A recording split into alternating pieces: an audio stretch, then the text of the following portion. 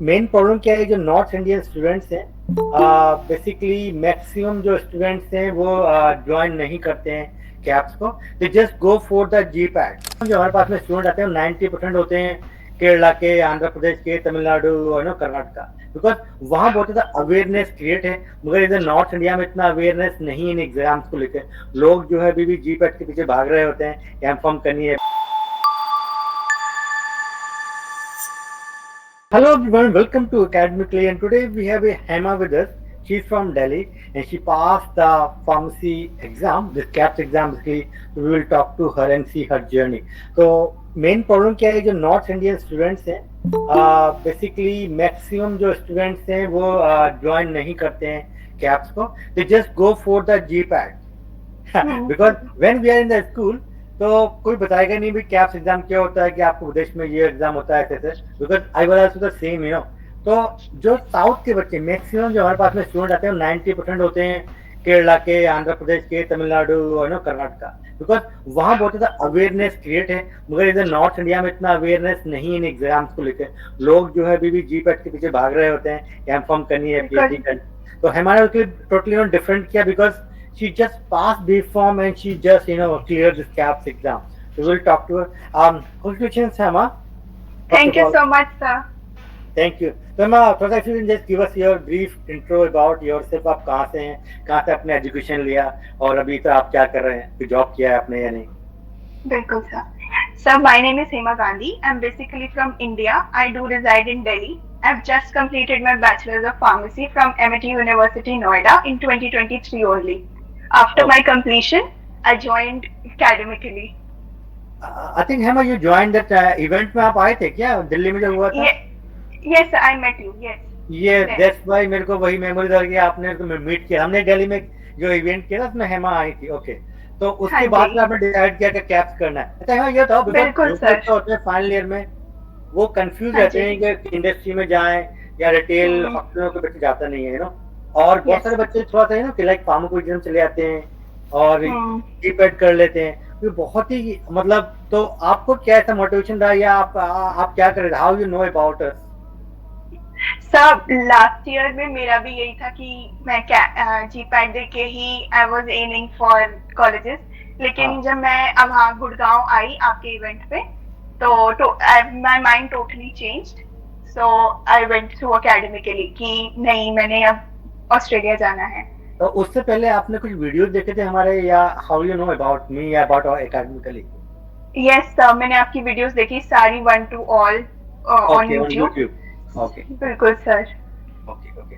तो हमारे from basically MIT university, तो हमें लगता है कि नॉर्थ में भी बच्चे बहुत ही, अभी कल की जो लास्ट गोटी जो है लॉयड कॉलेज से थी गाजियाबाद, तो बहुत से बच्चे अभी, I am very happy basically कि अभी बच्चे यहाँ से नॉर्थ से बच्चे अभी आ रहे हैं, एग्जाम पास कर रहे हैं, ऑस्ट्रेलिया आएंगे तो अब बात करते हैं ये जो ना आपकी कैप्स एग्जाम की। आप तो बहुत सारे बच्चों को लगता है यार ये it is a very tough exam, और क्या आपने कोई जी पैड दिया था या नहीं दिया, और फिर आपका कैसा एक्सपीरियंस आ गया कैप्स के बारे में? सर मैंने जी पैड दिया था। सब बहुत ज्यादा टफ होता है एज कम्पेयर टू कैप्स। बहुत डिफरेंट सिनेरियो होता है जी पैड का as compare to caps. Caps is quite easy with your guidance and support. मैंने 4 months में क्लियर कर लिया कैप्स। तो देखो अभी क्या है ना, जैसे जी पैड में क्या होता है, बहुत ज्यादा इनसाइड जाता है वो केमिस्ट्री में और फार्माकोग्नोसी में, तो ये सारे सब्जेक्ट का कोई भी यूज नहीं है फार्मेसी। एज यू नो, मैं तो फार्मेसी एकेडमिक हूँ, मैंने 4 साल पढ़ाई किया, मतलब टीचिंग किया मलेशिया में, वहां पर भी फार्माकोग्नोसी नहीं था। ऑस्ट्रेलिया में हमारे यहाँ एक चैप्टर होता है फार्माकोग्नोसी का। इंडिया में when I was a student, मैंने जब बी फॉर्म किया इंडिया में, तो कम से कम 6 सेमेस्टर में मैंने फार्माकोग्नोसी पढ़ा था, पाइटोकेमिस्ट्री फार्मा। तो इतना एक्स्ट्रा सिलेबस पढ़ाते हैं जिसका कोई यूज नहीं है लाइफ के अंदर।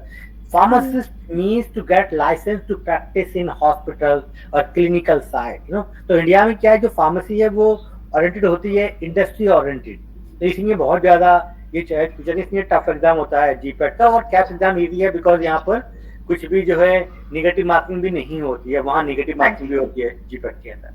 तो हमें how many hours you study per day apart from the lectures? Apart from, sir, 2 to 3 hours. That is enough. Maximum 3 hours per day. Okay. तो है Yes, ना, sir. You attended live classes करते थे आप, या आप रिकॉर्डेड सेशन अटेंड करते थे आप? So I used to attend sometimes live and sometimes recorded. It was 50-50 ratio. Okay. And जो मॉक टेस्ट है, तो आपने कितनी बार प्रैक्टिस किया हुआ मॉक टेस्ट पे, और वो कुछ हेल्प किया सर आपके लिए? बिल्कुल सर, सर 2 बार तो, सारे 2-2 बार तो मैंने करे ही करे थे, और मैक्स उससे ज़्यादा टाइम भी हो गए थे, जो मुझे लग रहे थे इम्पोर्टेंट हैं। तो मैंने जैसे ग्रैंड टेस्ट करे, रिकॉल्स करे, सारे मैंने 3 to 4 टाइम्स प्रैक्टिस करे। बाकी इंडिविजुअल टेस्ट 2-2 बार करे थे। ओके ओके, आई मीन ये ना, जितना भी आप प्रैक्टिस करेंगे इतना ही आपके लिए अच्छा है। वो बहुत सारे टाइम पे होता है, क्वेश्चन एग्जाम में सेम एग्जाम आ जाते हैं, ये सेम पैटर्न पे एग्जाम में जो है पेपर पूछता है। तो आपके ऐसे पेपर में कितने परसेंटेज ऐसे क्वेश्चंस होंगे ऑन एन एवरेज कि जो मॉक टेस्ट से आपके एग्जाम में आए थे? सर 50% से ज़्यादा मॉक टेस्ट थे। देखो, पासिंग रिक्वायर्ड भी 50% ही है कैप्स में, और 50% अगर मॉक्स से आ जाती है तो फिर आपको मेहनत करने की जरूरत ही नहीं पड़ेगी। Right right, okay. तो है ना, ये तो जो पेपर 1 था, आपने कितने टाइम में कंप्लीट किया था पेपर 1 एंड पेपर 2, और कौन सा पार्ट जो है आपको जो है टफ लगा इन दोनों पेपर्स में? यस सर, फर्स्ट पेपर 1 तो 1 आवर में हो गया था, क्योंकि it was quite easy, all theoretical, फटाफट करके एक बार रिवीजन भी पूरा हो गया था, फिर से सारे क्वेश्चंस देख लिए थे। And for paper 2 it took time, around 15 minutes ही बचे थे लास्ट में, because I am weak at calculations, तो उसमें थोड़ा टाइम लगा था sir. Okay, this is very important, कि बहुत सारे बच्चे जो हैं जो मैथमेटिक्स से नहीं आते। मैं भी बायोलॉजी का स्टूडेंट था, तो हमारे यहाँ पे क्या होता है यूपी वगैरह में, कि भाई आप तो मैथमेटिक्स लोगे या आप बायोलॉजी लोगे, तो जो भी जाते हैं हेल्थ केयर वाले वो चले जाते हैं बायोलॉजी में, तो उनकी मैथमेटिक्स थोड़ा सा वीक होती है ना। तो इस केस में हमको लगता है यार कैलकुलेशन बहुत ज्यादा टफ होती है ना।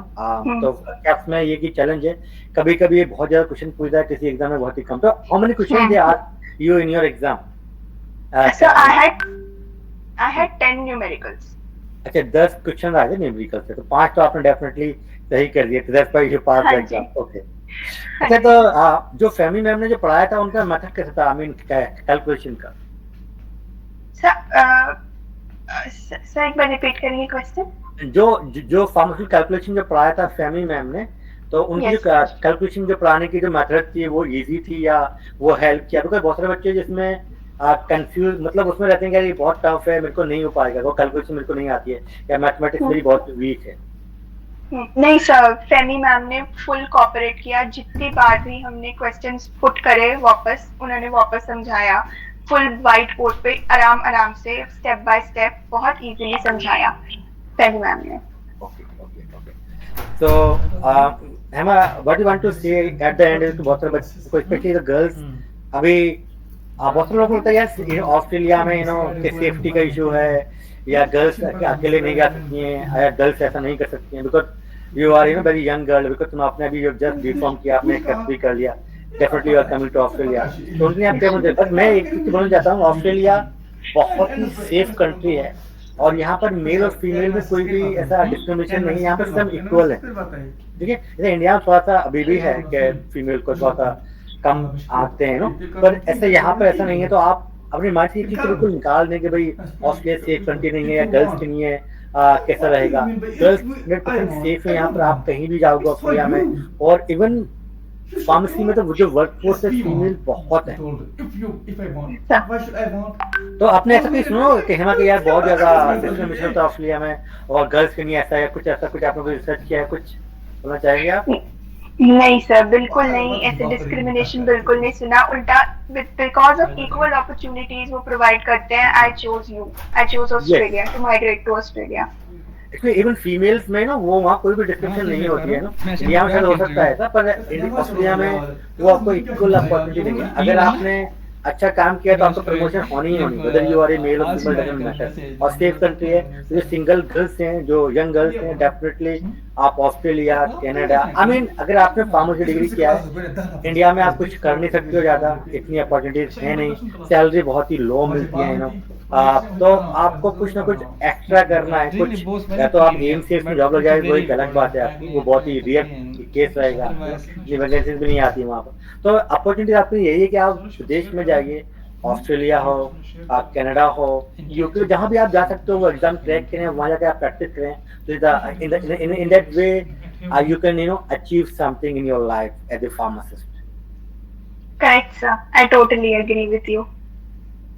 तो हमारे लास्ट में कुछ बोलना चाहेंगे आप एट द एंड, जो गर्ल्स हमको देख रही हैं, आपका एक्सपीरियंस कैसा रहा इस एग्जाम को? टफ रहा, इजी है, क्या बोलना चाहेंगे आप? सर एट लास्ट सब गर्ल्स को ये बोलती हूँ कि it is a very easy exam. Please do join academically.